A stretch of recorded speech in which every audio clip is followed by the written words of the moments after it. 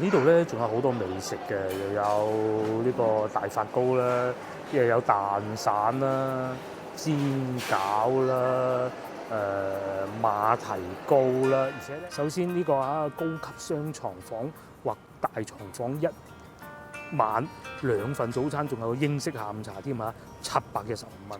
同埋唔知係咪因為要適應外地遊客，係有少少辣嘅海面嘢嘅話咧，最滿意係雙皮奶，最滿意。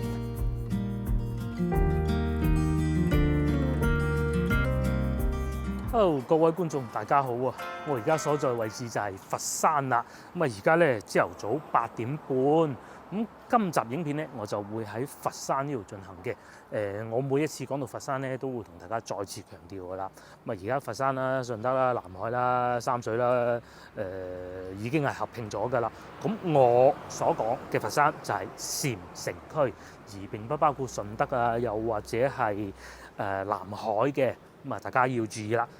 佛山呢度有咩玩咧？最出名梗係祖廟啦。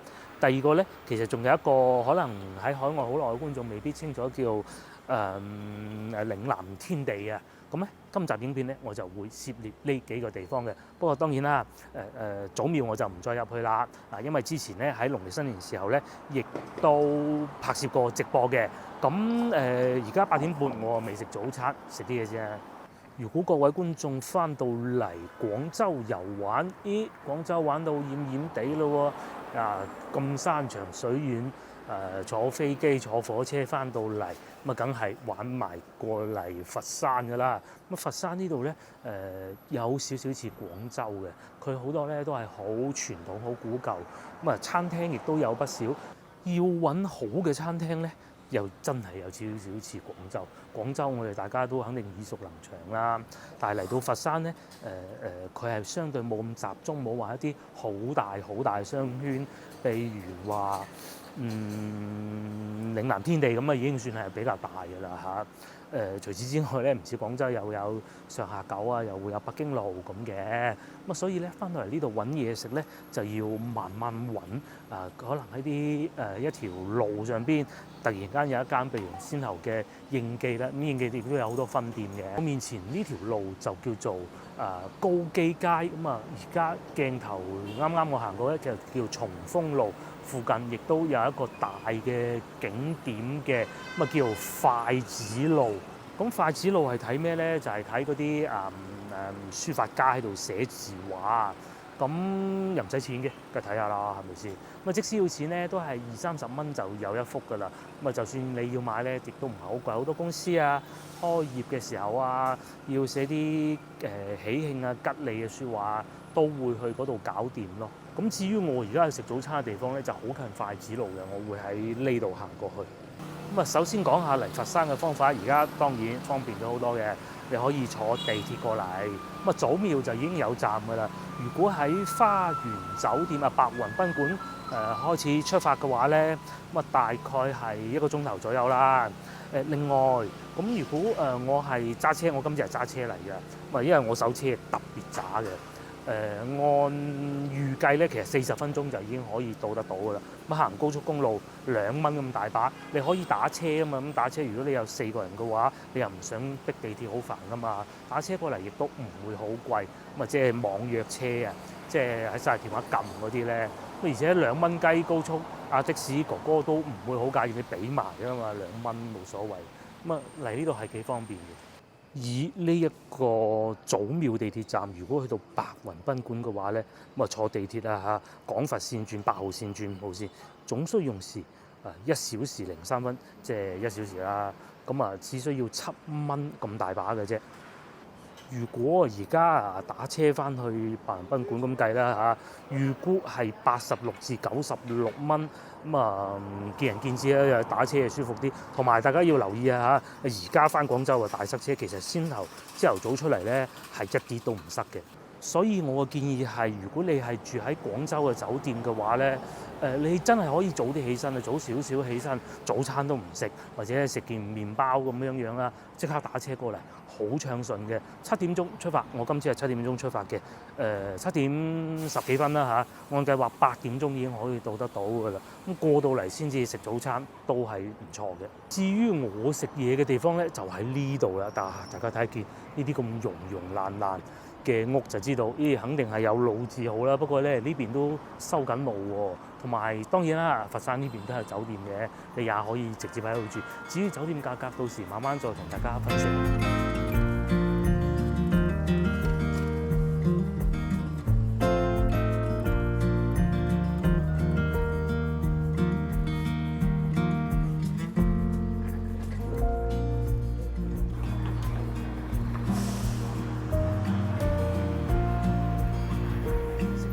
斜地方咧就喺前邊啦，呢度有2個選擇嘅。因為我今日一個人，我唔去飲茶啦嚇。喺呢度天海酒家啊，應該係叫做咁啊，好老字號㗎啦。做咗好似過100年㗎啦，我記得係。咁當然佢係換個地址，但係即係換過嚟呢度咧，都唔係近呢3、5、7年嘅事，都換過嚟呢個位置都好耐嘅。第一個天海酒家，咁再行前少少咧，就有另外一個餐廳叫雅園，又或者有人會叫聚香園嘅。咁聚香園就係食咩咧？食啲小食啊，食個雲吞麵啊，有少少似咩咧？似翻到廣州華輝拉腸咁啦。你叫個雲吞麵，叫個嗰啲小點心，馬蹄糕啊、蘿蔔糕啊嗰種咯，同埋我食過最好食嘅。薩琪瑪2次都喺佛山呢度係其中一個。至於天海酒家咧，飲茶就平啦嚇。7月1日起，精選點心均價10蚊啊，有叉燒包啦，有乾蒸啦，有沙灣蒸魚角嗱，好多點心咧，同翻到我哋廣州食嗰啲整定啊嗰啲咧，係真係好唔同嘅，因為咧佢哋有自製工場嘅嚇，樓下就有金城啦。我哋成日喺超市買嗰啲金城嘅包點咧，其實就係嚟自佛山嘅。嗱，呢度原來仲寫住天海酒家的歷史喎，咁佢係1913年開業嘅以南樓啊，唔係喺呢個地址嘅，而且係當時嘅4大酒樓之一，佛山啊嚇，咁一路轉去到1974年，就再重開啦嚇，佛山飯店，1979年就改名啦，嚟到呢度，即是話佢搬到嚟呢度都係1979啊。咁我哋今日唔食天海酒樓酒家，就喺前邊呢度食早餐。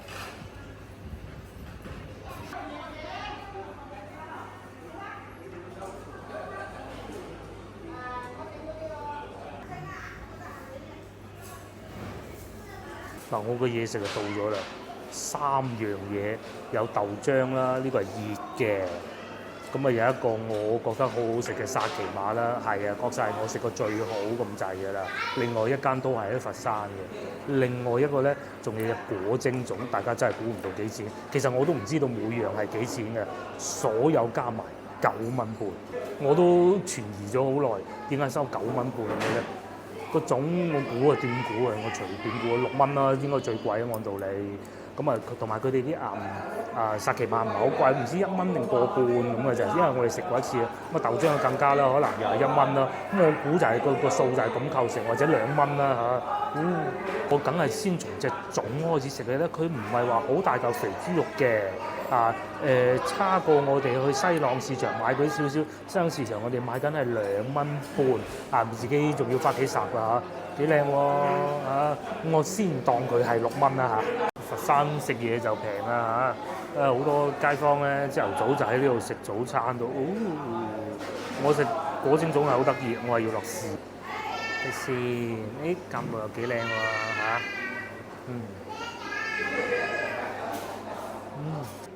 所以食果蒸粽啲嘢咧，都係要揾翻啲傳統老店嘅，譬如好似呢一度咁啊，又或者我哋喺西朗市場買到嗰啲咧，真係完全唔同嘅。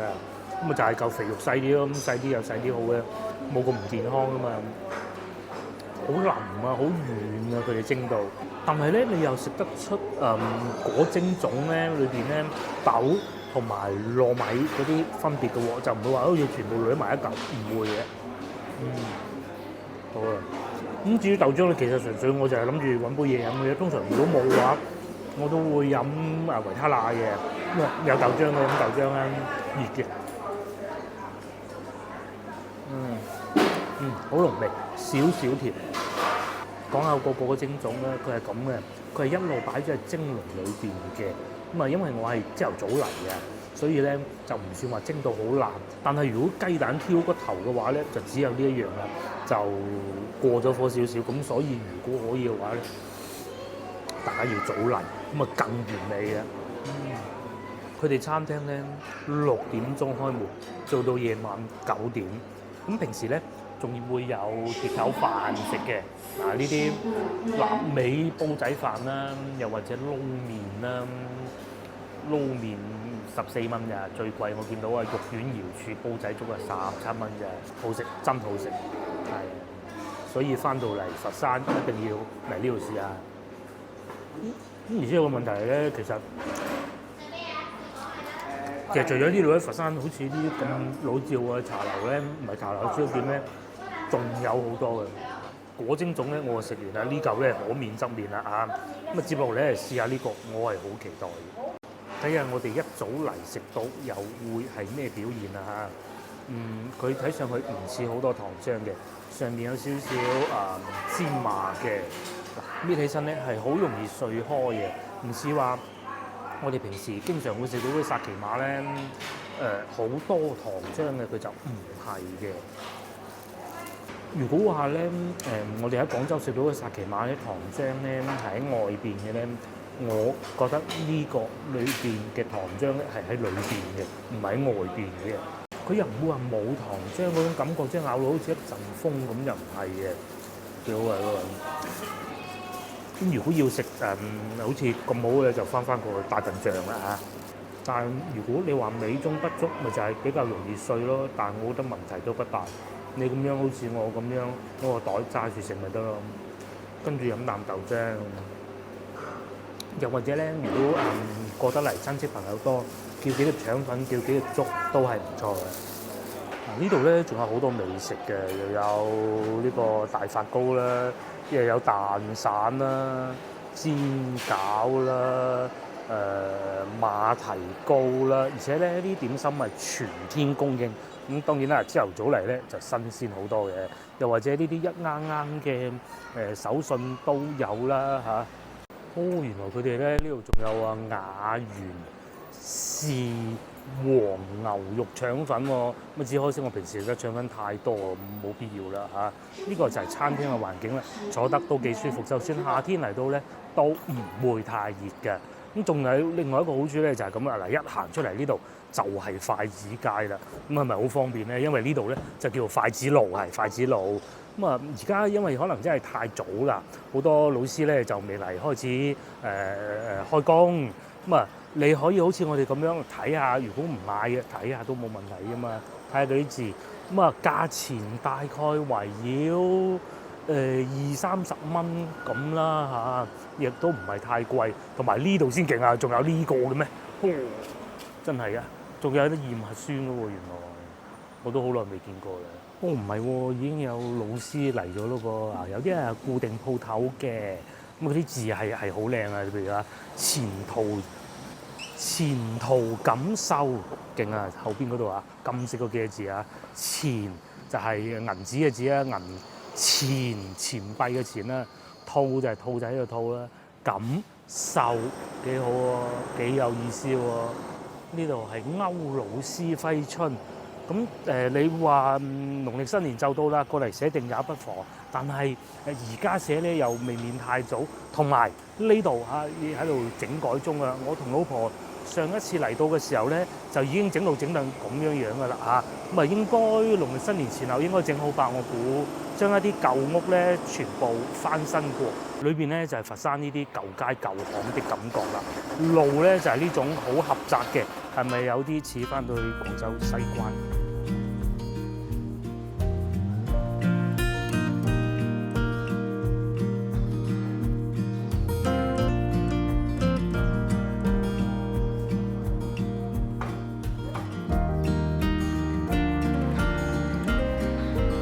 太子路呢度嘅揮春街咧就唔算好長嘅啫，咁行到大概5-6分鐘10分鐘到啦，咁就已經行完啦。慢慢睇半個鐘，乜嘢都睇完㗎啦。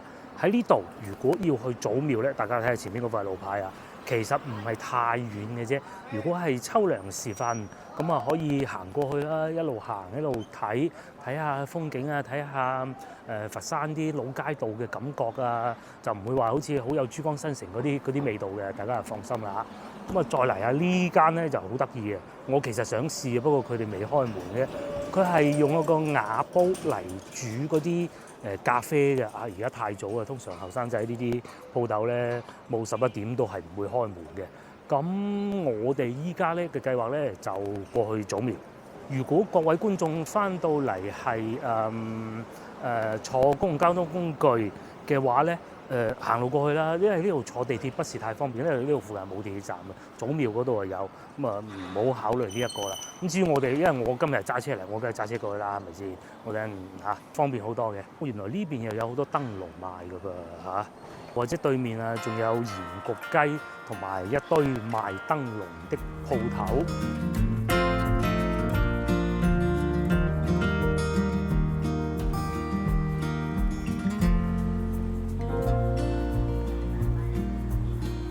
另外咧，佛山呢度啊，除咗祖廟啊、嶺南天地以外咧，其實仲有一個好值得遊玩嘅地方，就叫良園啦。先頭我就喺對面呢個位置食早餐嘅，即係中間隔咗呢幾間建築物嘅後邊啦，我就喺前邊嗰度轉過嚟，一直往前行，前邊轉過嚟嘅。咁呢度咧就已經係良園嚟㗎啦，三點水姓梁嗰個梁。咁喺呢度咧，呢條路咧就直頭就係叫良園路啦。呢度良園，咁大家如果翻到嚟遊玩，覺得淨係祖廟唔夠喎，咁亦都可以過嚟呢度行埋佢都得嘅。幾大字良園，再嚟仲有喺前邊，大家見唔見到有個巴士站？2個站可以去到祖廟地鐵站。咁如果翻到嚟遊玩坐地鐵咁計咧，你又唔想行揸住地圖轉嚟轉去好煩嘅喎。祖廟坐2個站巴士喺對面停車，咁過嚟良園遊玩幾大嘅燈籠㗎如果咁啱咧，你姓梁嘅咧，我覺得真係值得嚟一次。咁至於你話有冇祖廟咁精彩，係冇嘅，但係就相對安靜啲咯。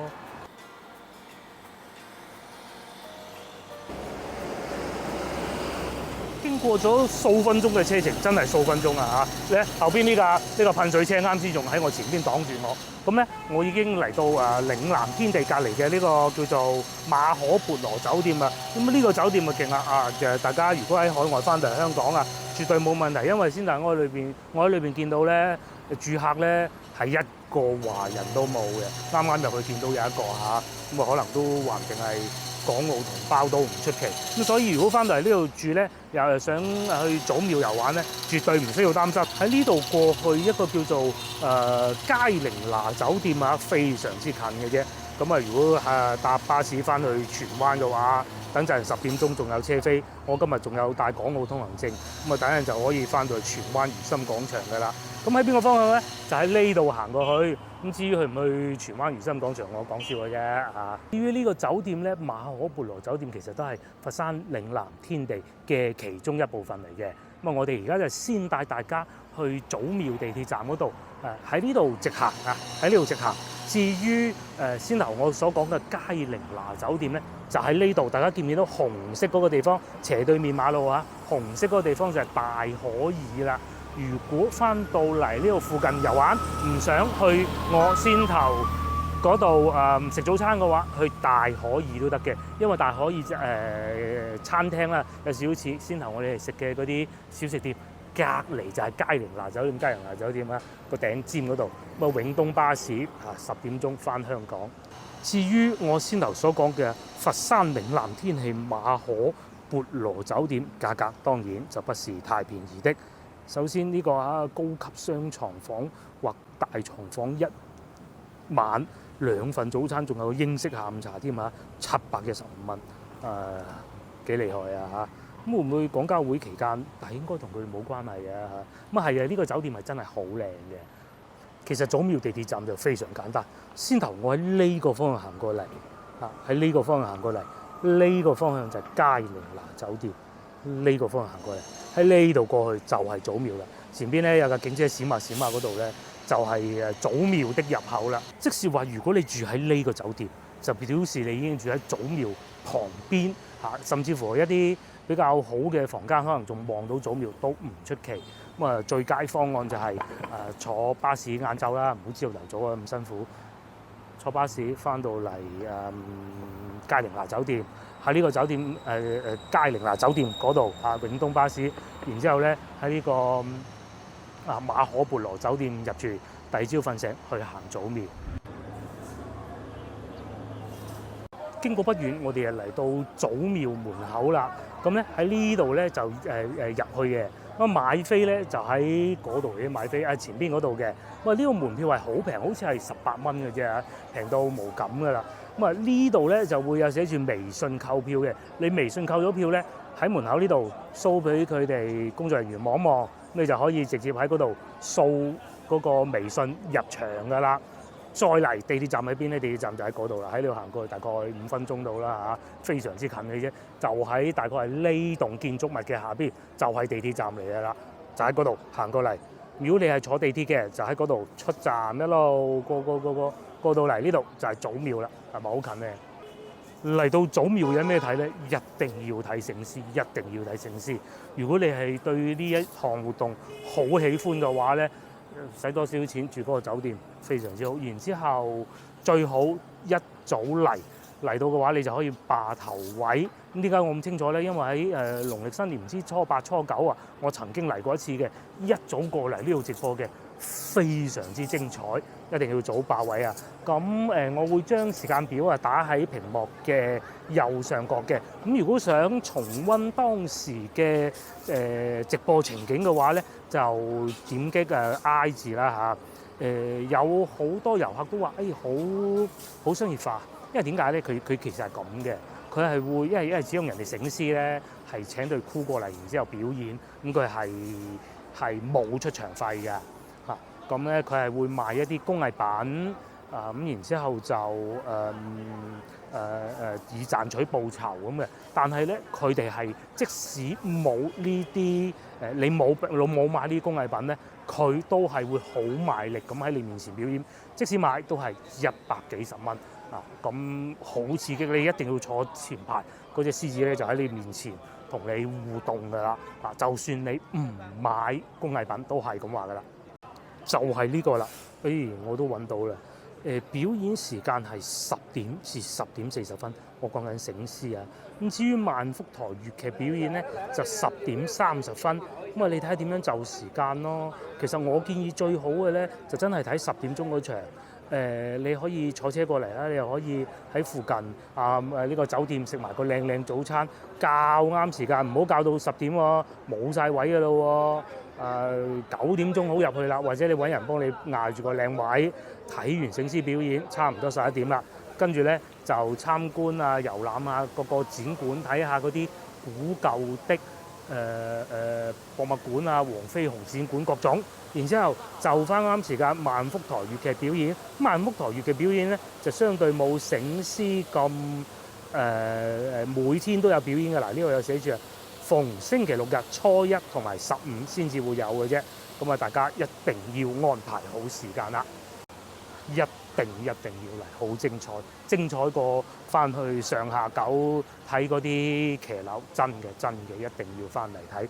咁而家咧就10點鐘都未夠，我中午咧係會喺嶺南天地裏邊食午飯嘅。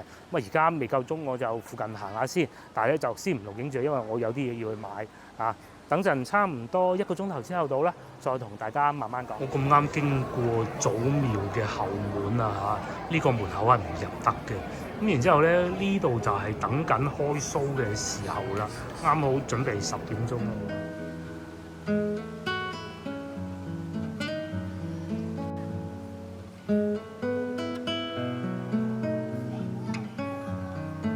啦，終於嚟到而家咧1048，咁啊，我已經嚟到嶺南天地呢度噶啦。呢度係咩地方咧？其實就喺祖廟隔離嘅一個商場。咁佢係將舊嗰啲建築就翻新過、改造過，就變咗好多新派嘅鋪頭。譬如話有體育用品店啦，又或者即將開業嘅電話店啦，又會有好多好有特色嘅餐廳啦，甚至乎咖啡店啦，又或者賣手提電話㗎啦。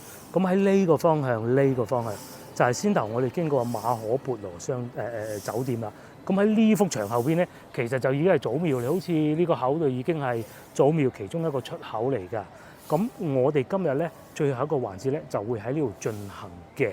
咁睇下熱唔熱鬧先啦，因為咧餐廳通常11點或者11點半就開門㗎啦，又有賣波鞋嘅地方啦，飛人波鞋啦。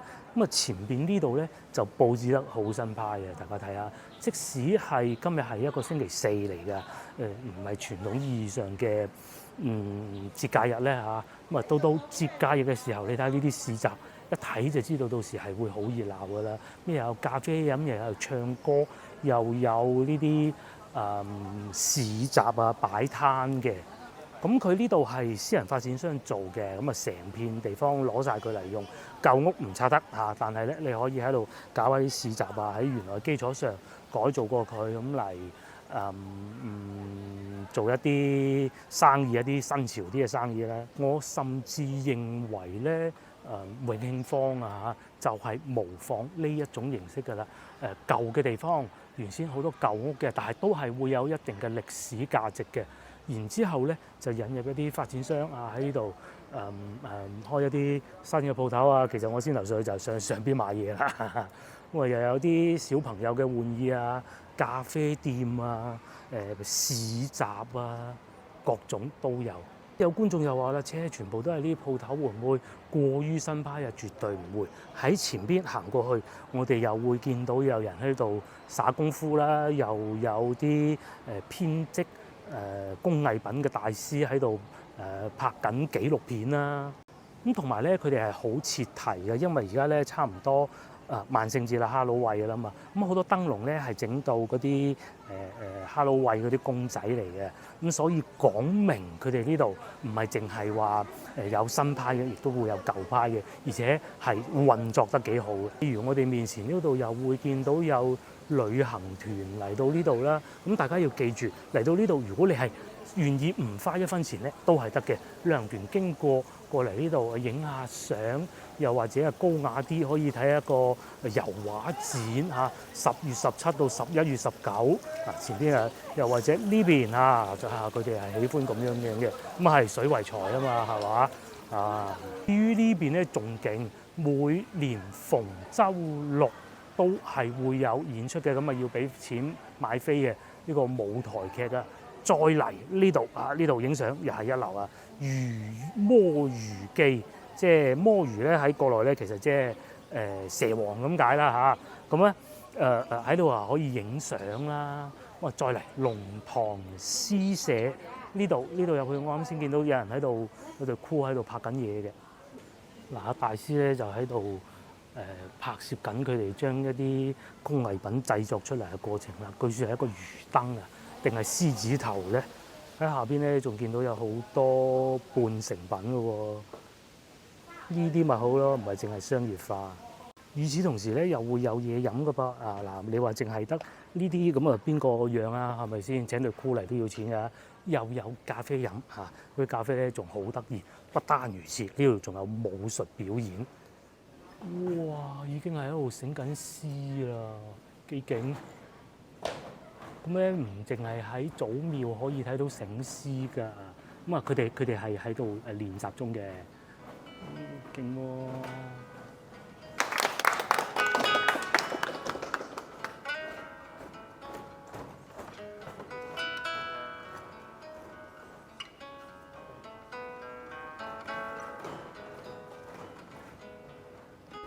我咧就嚟呢度買咗杯嘢飲美食21蚊。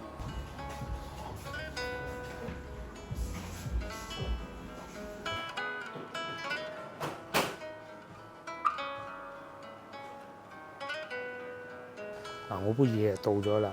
咁啊，嶺南天地呢度咧係要將啲商業啊同埋傳統嘅混埋一齊咧，傳統嘅先至能夠保留嘅。淨係得傳統冇商業，大佬你要人嚟到呢度睇完啲傳統嘅嘢，去邊度揾嘢食？淨係得舊嗰啲嘅，佢點樣維持經營？點樣叫啲後生仔繼續玩呢個行當？好老實講譬如話嶺南唔係祖廟嗰邊咧，醒獅都真係幾商業化嘅。咁但係如果冇利錢嘅話，你叫佢做乜嘢？憑愛好啊，係咪先？所以21蚊一杯咖啡咧，一半係門票嘅。不過咧又幾好飲嘅喎嚇。咁好，我哋再繼續講下嶺南天地呢度咖啡店咪有不少㗎啦。咁呢度咧有個噴水池嘅。咁到夏天嘅時候咧，以前我記得咧仲係會有好多小朋友喺度走嚟走去。咁但係如果跌親咁點辦咧？依家應該係會有管理得比較規範㗎啦。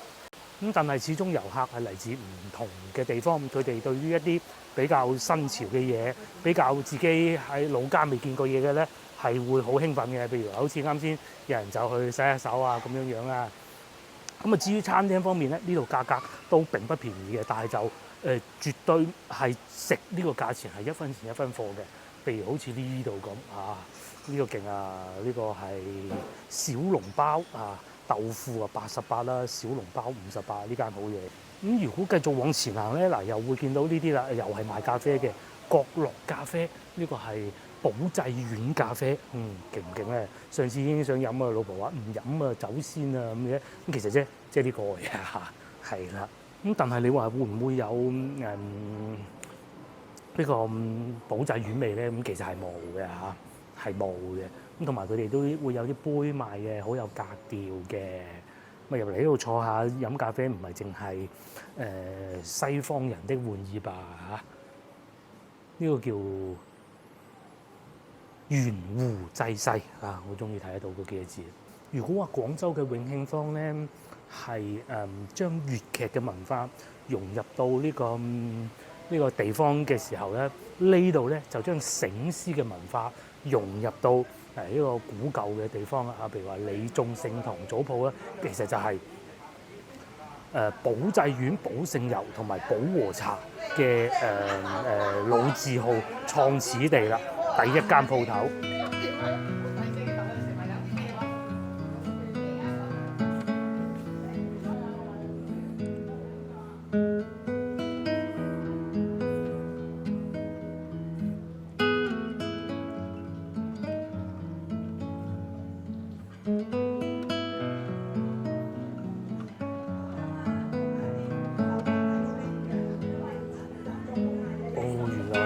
講解㗎噃，勁喎！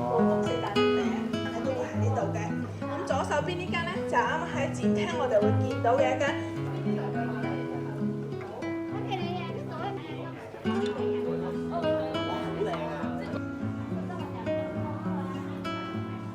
而家夠11點啦，咁商場呢度就越嚟越熱鬧，咁我亦都係時候要揾嘢食㗎啦喎。咁我知道呢度咧大多數都係一啲家庭樂嘅餐廳嚟嘅，譬如好似面前呢啲咁啦，呢個係食越南菜嘅，斷估冇理由嚟嗰度食越南菜，同埋仲有呢個加格都係有嘅。如果喜歡食呢一種款式嘅，咁都試試不妨嘅。不單如此喎，其實仲有西餐嘅，係啊。咁我而家行緊呢個區域咧，就餐廳比較多嘅，但係佢又唔會話完全集中晒喺一個地方。咁高端就肯定高端㗎啦，亦都唔似話好平嗰啲喺街邊食雲吞麵嗰種感覺嘅。咁喺前邊咧有個小食店，相對會大眾化啲啦啲價錢。但係如果中意食清淡嘅咧，呢度仲有冇米粥。呢個咧係食西餐嘅喎 ，brunch 都有喎，又或者牛扒喎，呢啲冇理由㗎，係咪先？而且仲要有啤酒添。睇嚟呢個池咧，會唔會真係 set 人俾嚟洗手嘅咧嚇？幾開心洗得水為財啊！呢度仲有呢個叫做絲燕咁呢個有個套餐4人套餐368，咁我自己個人家冇理由食咧，又幾好喎，有九節蝦啦，有薏米糖排啦、魚啦、雲南小瓜豬頸肉，咁幾好喎。人均消費不到100，甚至乎咧仲有綠色咖啡店㗎。好啦，基本上我哋啊兜咗個圈啦，咁啊真係要決定食乜嘢。好似喺呢度行過去，仲有幾個餐廳，應該係食小食嗰啲嘅，咩雙皮奶嗰啲嘅。但係咧呢度都幾大嘅，有時候會轉到頭都暈啊嚇！啊小龍蝦呢啲，我諗各位觀眾應該不是太喜歡係嘛，同埋啊或者薯仔角啦。嗱開始咧就見到有啲餐廳係食粵菜㗎啦，咁啊譬如面前呢個叫班菜醬心粵菜喎，睇下價錢啦，係咪？呢個係食扁皮鴨喎，勁喎，69蚊份喎，仲有乳鴿喎。哦，原來都有早茶飲㗎噃，9點半開始，一路到晏晝都有嘅。OK， 幾好啊，坐得夠舒服嚇，裏邊又唔會話好擁擠。下次可以帶老婆嚟試下。終於咧，我哋又嚟翻呢個區域啦。其實咧就係先頭嗰度一直往呢個方向行。先頭我哋就喺左邊嗰度睇人哋洗手嘅咧。咁呢度又有嘢飲嘅，我哋唔睇呢啲啊，一直往前行。我記得喺鐘樓嗰個位置咧係有間粵菜小食嘅，應該冇記錯啦嚇。咁至於呢度係食咩啊？呢度就烤肉嘅。另外不得不提嘅咧，大家睇下個地下。仲係保留到啲青石磚㗎，呢啲咧先至係無價寶啊 ，keep 得住咪醒目咯。呢度有個順德菜㗎噃嚇，呢個叫柏燕，應該係咁讀啦嚇。鐘樓咁咧就喺呢度行過去，就係我之前講過曾經同老婆嚟過一次，當時已經食到好飽，但係咧冇，所以又冇試到嘅一個地方啊，就係前邊呢個順德應該讀楊賢記吧嚇。至於面前呢度咧就係鐘樓啦。咁喺先頭我哋睇人洗手嗰度行過嚟咧，大概3幾分鐘就到㗎啦。同埋呢度哇佈置得幾靚，蝦佬位喎，哦幾多南瓜，咁咧就坐喺南瓜隔離食呢個順德菜啦。我就決定喺呢度解決我的午餐啦。咁啊，譬如話綠豆沙又唔係好貴啊，雙皮奶啊，各種都有㗎噃。咁啊，乳鴿就你啊同啊翻去寶業路嗰啲，咁啊梗係呢度貴啲，亦都好正常。甚至乎對面都仲有小食街，坐低咗啦，我揀咗坐喺半戶外位置。咁佢哋咧係數碼點餐，當然亦都會有室內部分啦。我咧就同大家讀下餐牌啦嚇。然之後咧魚皮講我應該都會叫一份。咁啊，通常我哋點嘢食都係咁嘅，先擺落購物車先，係可以要細份的。再嚟啊，有乳鴿我就肯定唔會喺呢度食㗎啦。牛雜湯又有喎，菜心燻雞，燻雞都唔係好貴嘅，不過應該估計係雪藏雞嚟啊。葱油雞啊，32蚊一份嘅喎，幾好喎。不過應該都係雪藏雞嚟啊，食雞唔翻廣州冇道理啊。咁但係咁喎，葱油雞係雪藏啊，32蚊夠平啊，加碗白飯，加碟油菜都唔加，咁啊50蚊2個人有得嗰個燒鵝叉燒都係有嘅，甚至燒排骨啊58。再嚟下邊係炸牛奶啦，龍眼炸豬肉啦，爽魚皮各種都有㗎，有啊一口西多士啊，炸雞翼啊，炸薯條啦。咁啊主要係以小食為主啊，紅豆雙皮奶同埋仲有雙皮奶15蚊，又唔算話好驚人嘅價錢。割馬蹄割水啦，我又會叫一份嘅嚇，因為呢啲咧飲唔晒攞住走都得㗎嘛，係咪先？甚至乎啊雞粥又或者雲吞麵都有㗎噃，譬如好似呢個咁啊，雞粥16蚊一碗咋，雲吞麵咁當然貴啲啦，蝦仁滑蛋飯又有，魚腐湯麵各種一應俱全。至於咖喱牛腩飯係賣晒嘅。嗱，我嘅雙皮奶又到咗啦，咁啊我揀凍嘅最快嚟到，而且咧大家睇下佢嘅羹係擺喺上邊啊，講明咧啲奶皮夠結啦，呢個咧我會擺到最尾先食嘅嚇，咁啊同埋咧葛根水係冇，我只能要支紅色嘅葛根水啦。嚟到呢個時間咧11點半啊，客人係越嚟越多嘅咯喎嚇，咁啊係食飯時間㗎啦嘛。嗱，食小食咧個好處就係咁啦嚇，我啲紙巾都未抹乾淨隻手，啲嘢食就到咗㗎啦。咁啊呢個係魚皮嚟嘅，咁佢既然寫得順德爽魚皮，應該會唔會做得幾好咧？未食啊嚇，我係食過陳添記嗰啲。咁啊再嚟到順德嘅字，點能夠唔食小食咧？仲有呢個魚皮角，嗱我係要咗細份嘅，講清楚先嚇。咁啊目測睇個份量啦，都10隻8隻㗎。與此同時咧，佢哋俾咗個膠碗我嘅，膠碗都咁別緻喎，膠喎，我原先以為係搪瓷嘅，咁啊起碼都影咗相都好睇啊嚇！我清潔咗雙手先，從魚皮開始食起啊！嗱，魚皮未食，食咗花生，已經有好香嗰啲檸檬草嘅味啦。同埋佢魚皮咧，佢魚皮咧係咁樣嘅，哇！真係我咁好筷子功都跌咗2嚿啊，係捲住呢種嘅，呢嚿唔算好捲啊。同埋唔知係咪因為要適應外地遊客，係有少少辣嘅。但係咁喎，係爽嘅喎，係啊，好爽喎，爽過我哋翻到去陳添記食嗰啲喎。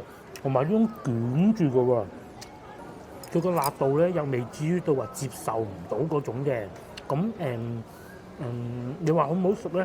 我覺得同陳添記不遑多讓啦。始終呢度係遊客區。如果係要我挑剔嘅話咧，就唔知點解會係辣嘅嚇，或者我嘅認知唔同啦。但係咧魚皮咧係爽過我哋喺陳添記食到嗰種嘅，同埋似係鯪魚皮咯。鯪魚皮係幾粗嘅，唔似皖魚嗰啲魚皮。我係一個好中意食魚皮角嘅人嚟嘅。我好記得細個嘅時候咧，食慾不振，咩都話唔想食嘅時候咧，我同阿嬸啊，因為我阿嬸係順德人嚟嘅，咁啊跟佢翻鄉下飲喜酒，喺嗰啲村裏邊好舊嘅祠堂都唔知算唔算啊，廚房隔離定唔知咩，食過一個魚皮角，當時咧令到我食慾大振，咁然之後咧就愛上魚皮角。我仲好記得當時嘅味道嘅，裏邊嗰啲肉咧係會更爽啲、更肥啲嘅。咁但係而家咧大多數都係雪藏買嗰種嘅啫。咁雪藏有雪藏好嘅咁啊，雪藏容易食得到啊嘛，唔通你叫順德老師傅整咩？點講咧？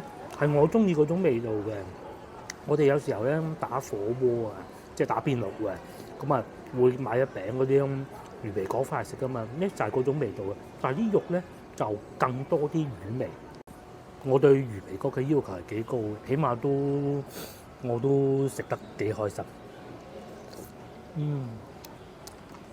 同埋有少少胡椒粉味啊，跟住再食件魚皮，再食件魚皮角。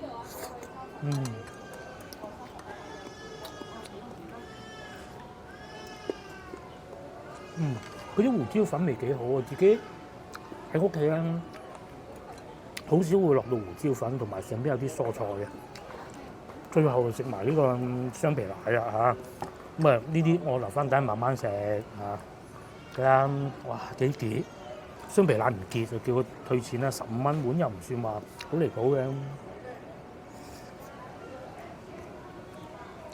夠濃，係嗱，我食雙皮奶咧有幾間嘅，就真係一定翻去順德嘅唔知咩順啊，民順啊，好似係嗰個係好好嘅。第二個咧就係金榜上街嗰個梯底牛魚，佢哋又係好好嘅，接近嗰種感覺。呢個咧稍為甜咗啲啲咁多，也就僅此而已嘅啫咁同埋份量好似大過嗰度少少感覺上。如果講到呢台面嘢嘅話咧，最滿意係雙皮奶，最滿意。呢個咧就唔知點解會辣嘅啫如果唔辣係 OK 嘅啦已經。同埋佢咁樣捲法咧，即係可能我食慣嗰啲，唔知算唔算係正宗我平時食慣咧係呢啲咁樣嘅，呢啲咁樣呢個都未算係長條狀嘅。咁至於呢個咧就只能講係不過不失啦。即係呢啲做得好唔算話太難嘅，除非你真係揾啲順德老師傅做咯，都係咁樣嘅味道㗎啦。至於紅色角根水咧就不講了。咁同埋咧同大家對比一下，有好多餐廳咧，我哋都會睇下，紅色葛根水究竟係咩價錢？佢都係賣6蚊，講明咧佢哋嘅物價唔會太離譜嘅。